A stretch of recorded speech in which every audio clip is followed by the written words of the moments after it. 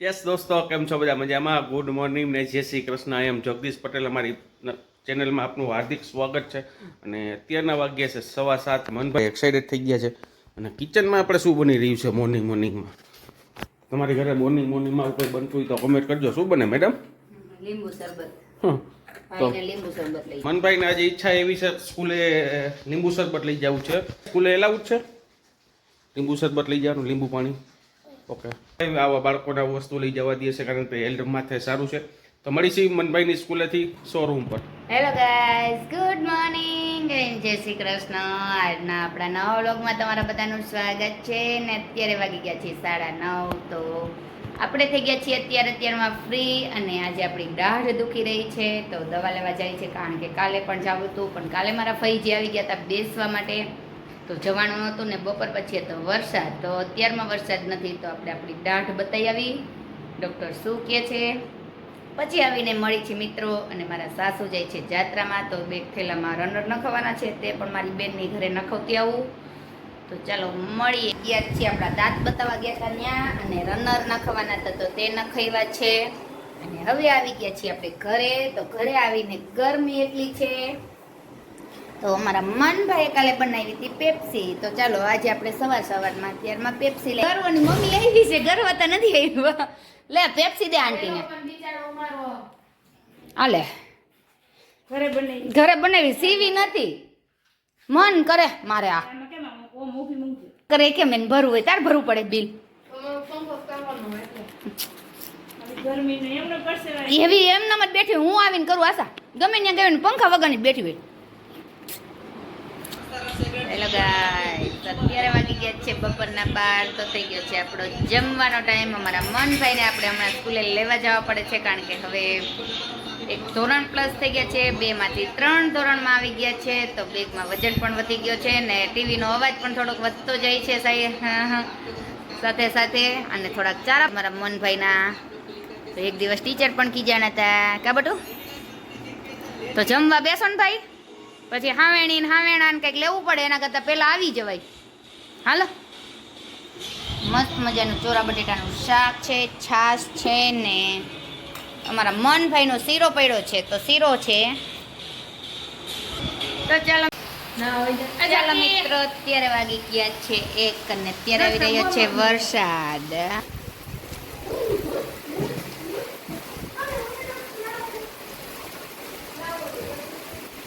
ડોકા તાણે પાણી બેહાડ દેવી. ઊભી રહે તું. અંદર શું હાલે હે બેયને? શું હે બેયને? કા ભેગા કરી દે લે. તો આપણે આઈતે કરવાના હોય, કોઈ નો કરી દે. લેવાની તેવડ હે, પછી હરખું મૂકવાની તેવડ નથી. તો ભેગા પથારા કેને કર્યા હતા? મસ્ત મજાનો આવી રહ્યો છે વરસાદ. હાલો મોટી છત્રી લઈ આવું ને? હે ના, મારે કઈ ઘડિયા વડિયા કપડા જ પલારવા. સ્ટેન્ડ અંદર લીધું એક બાકી છે બેટા. વાગી ગયા છે 6:30. અને અમારે આજે આવ્યા છે ગર્વભાઈ. તમારે રસોઈ બનાવવાની છે ભાઈ? મારે શું બનાવું? ઘીસોડા, સેવ ઘીસોડા ને શાક ને રોટલી. હો કેમ હે? અને અમારા મનભાઈ પણ ટ્યુશનમાંથી છૂટી ગયા છે, ને છૂટ્યા ભેગો અમારે એને થોડો ઘણો કજિયો રોજ હોય જ છે. ને બારે માણસો બોલી રહ્યા છે. કેમ તારે ઊંધા પડ્યા જોલ કરવાનું? યસ દોસ્તો, કેમ છો બધા મજામાં? અત્યારે વાગ્યા છે જોઈ લી ઉપર 7:30 જેવો ટાઈમ થઈ ગયો છે. ને અમારી લ્યો કોણ આવ્યું છે? શું નામ તારું?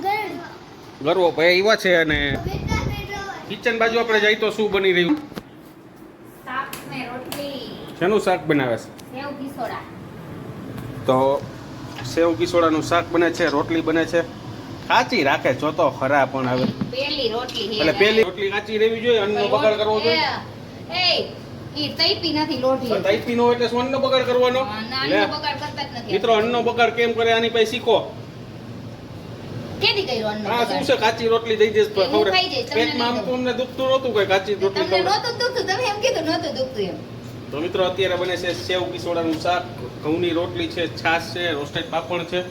બાળકો ટીવી જોઈ રહ્યા છે. સિયા કઈ કે ચાલો મિત્રો, રસોઈ બને છે, બની ગયા પછી જમવા બેસી. દોસ્તો બી 7:30 પોણા 8 જેવો ટાઈમ થઈ ગયો છે ને જમવા બેસવાનો અમારો પ્રોગ્રામ ચાલુ છે. મસ્તનો શેનો રોટલો બનાવે છે?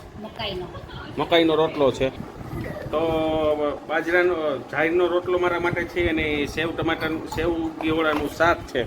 તમારા માટે કેમ રોટલી? અમારે ક્યાં શરીર ઉતારવા, તમારે શરીર એવું ઉતારવા. રોટલા શરીર આ તો બધાય ખવાય ને. ગરવાભાઈ અમારી ઘરે આવ્યા છે, તો ગરવાભાઈ શું જમવામાં છે આજે? શેનું શાક છે?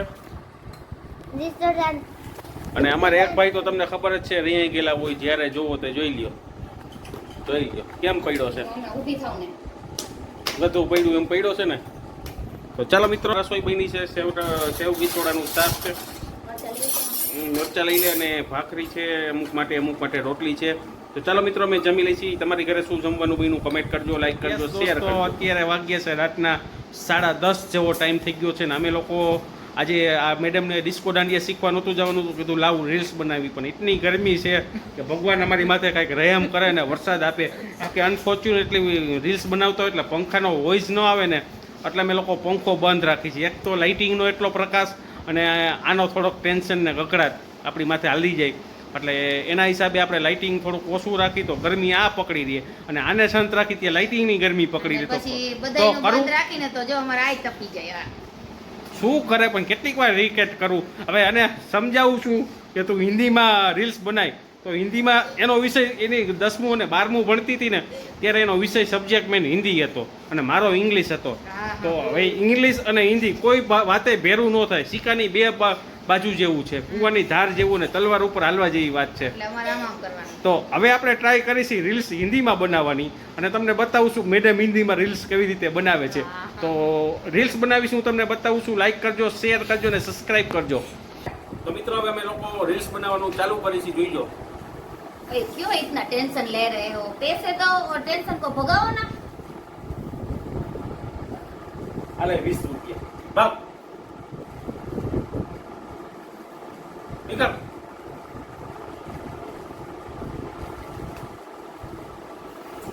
फरीથી રીટેક કરી છે. ओए, हाँ, क्यों इतना टेंशन ले रहे हो? पैसे दो और टेंशन को भगाओ ना. ले 20 रुपया निकल. बाप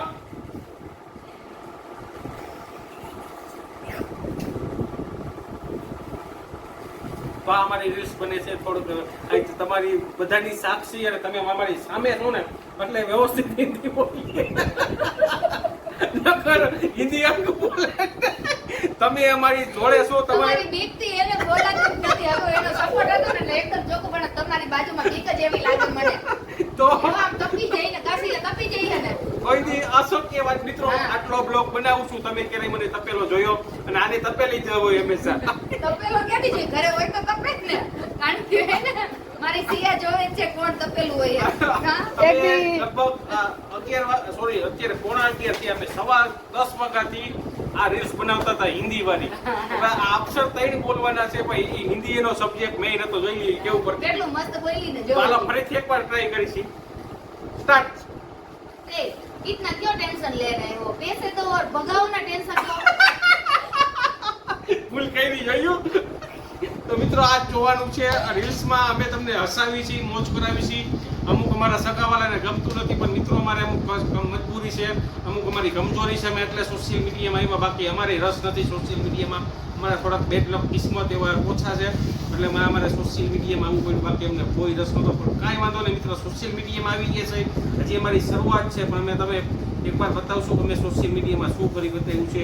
અને અમને એટલી અત્યારથી જાહેરાત માટેના ફોન આવે છે કે મિત્રો અમે બી કપલમાં જાહેરાત કરી છે ને, કપલમાં રીલ્સ બનાવી તો ઘણાના પ્રચાર કરવાની જાહેરાતના ફોન આવે છે કે તમે અમારી શૂટિંગ કરી દો, તમે અમારી આ વસ્તુ. પણ અમે લોકો મિત્રો ક્યાંય શૂટિંગ કરવા નથી જતા. એનું કારણ છે કે અમને કોઈ પર ભરોસો નથી. એ વસ્તુ જે બનાવતા હોય રેસ્ટોરન્ટ વાળા હોય કે પછી